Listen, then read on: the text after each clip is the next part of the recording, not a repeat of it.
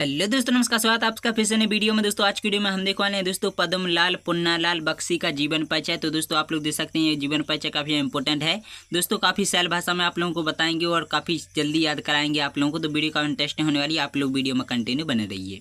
तो सबसे पहले तो दोस्तों हम आप लोगों को जीवन परिचय बताते हैं, इनके बारे में बताते हैं।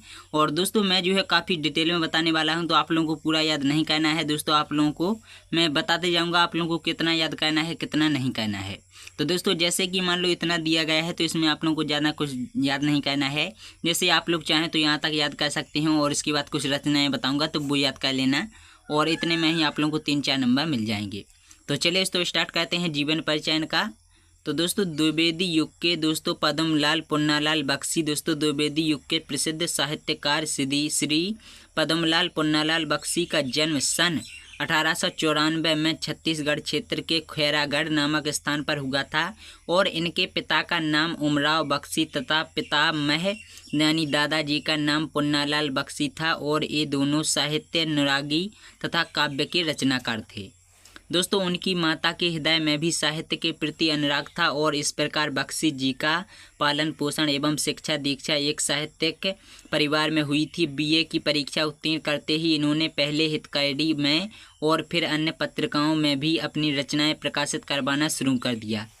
दोस्तों तत्पश्चात दोस्तों इसके बाद दोस्तों द्विवेदी जी के संपर्क में आने से इनकी रचनाएं सरस्वती पत्रिका में प्रकाशित होने लगी। इनके लेखन कौशल से प्रभावित होकर द्विवेदी जी सरस्वती पत्रिका का संपादन कार्य इनके हाथों में सौंपकर निश्चिंत हो गए। बख्शी जी ने कई वर्षों तक सरस्वती का संपादन बड़ी कुशलता के साथ किया। सरस्वती का संपादन कार्य छूटने के उपरांत वे खैरागढ़ चले गए और शिक्षण कार्य करने लगे। दोस्तों कुछ वर्षों तक इन्होंने छाया मासिक पत्रिका का भी संपादन बड़ी कुशलता से किया। इसी प्रकार निरंतर दोस्तों साहित्य की सेवा करते हुए यह महान रचनाकार सन 1971 में इस दुनिया को छोड़कर चले गए, यानी दोस्तों इनकी मृत्यु हो गई। तो अभी हम लोग साहित्यिक परिचय देख लेते हैं। हालांकि दोस्तों इन सब की आप लोगों को ज़रूरत नहीं है, लेकिन जो डिटेल में समझना चाहते हैं ये सिर्फ उनके लिए है, तो आप लोग बिल्कुल भी इसे याद ना करें। और कुछ रचनाएं हैं तो वो मैं आप लोगों को आगे बताऊंगा, आप लोग वीडियो में कंटिन्यू बने रहिए। तो दोस्तों इनका जो साहित्यिक परिचय है दोस्तों पद्मलाल पुन्नालाल बख्शी द्विवेदी युग के प्रसिद्ध रचनाकार थे, और इन्होंने साहित्य की अनेकों विधाओं में महत्वपूर्ण रचनाएं की और एक महान साहित्यकार के रूप में प्रसिद्धि प्राप्त की। बख्शी जी ने उच्च कोटि के समीक्षात्मक विचारात्मक व आलोचनात्मक निबंध लिखे, और दोस्तों बख्शी जी ने अपने निबंधों में भारतीय एवं पाश्चात्य विचारधारा का तुलनात्मक वर्णन भी विशेष ढंग से किया है। दोस्तों इन्होंने छात्रों के लिए उपयोगी निबंध और भाव प्रधान व मर्म स्पर्शी कहानियाँ भी लिखी हैं। दोस्तों यह एक सफल संपादक और कुशल अनुवादक थे, और इन्होंने अंग्रेजी और बांग्ला के कई नाटकों का भावपूर्ण अनुवाद भी किया है। तो चलिए दोस्तों बढ़ते हैं आगे। तो दोस्तों अभी हम लोग आ चुके हैं इनकी कृतियाँ यानी दोस्तों इनकी रचनाओं में। तो दोस्तों अगर आप लोग सिर्फ पेपर के लिए सीखना चाहते हैं और विस्तार से नहीं सीखना चाहते हैं, तो ये हैं कुछ इनकी रचनाएं जो कि आप लोग देख सकते हैं, जैसे झलमला अंजलि, विश्व साहित्य और हिंदी साहित्य विमर्श। तो आप लोग इनमें से कोई भी याद कर सकते हैं। तो अभी हम लोग क्या करते हैं, हम लोग विस्तार से देखते हैं। तो इनकी कृतियाँ हैं कि दोस्तों बख्शी जी की रचनाएं मौलिक एवं गंभीर हैं। इन्होंने साहित्य, काव्य, नाटक, कला, आलोचना आदि से संबंधित विषयों पर रचनाएं की। इनके ग्रंथों में मौलिक और गंभीर ज्ञान की झलक मिलती है, और इनकी प्रमुख कृतियाँ निम्न प्रकार हैं। जैसे काव्य है इनके शतदल और अश्रुदल, और इनका कहानी संग्रह है दोस्तों झलमला अंजलि, और आलोचना है इनकी विश्व साहित्य, हिंदी साहित्य विमर्श और हिंदी उपन्यास साहित्य और हिंदी कहानी साहित्य।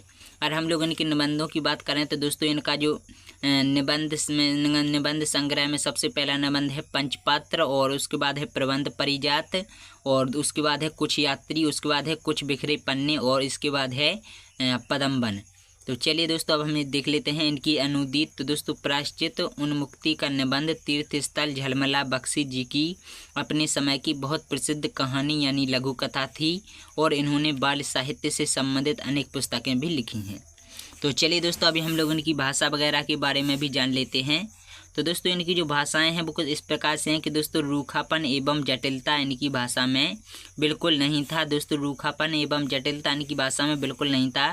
दोस्तों बख्शी जी की भाषा में कहीं कहीं उर्दू के शब्द भी मिलते हैं, जैसे खता, जोर आदि। जैसे अंग्रेजी, दोस्तों अंग्रेजी शब्द व्यवहारिक शब्दों का भी प्रयोग कहीं कहीं किया है, जैसे हेड, डॉक्टर, सर्जरी। दोस्तों हेड, डॉक्टर, सर्जरी, दोस्तों डॉक्टर, सर्जरी आदि इन शब्दों के माध्यम से इनकी भाषा में सरलता एवं प्रवाहमयता में वृद्धि हुई है।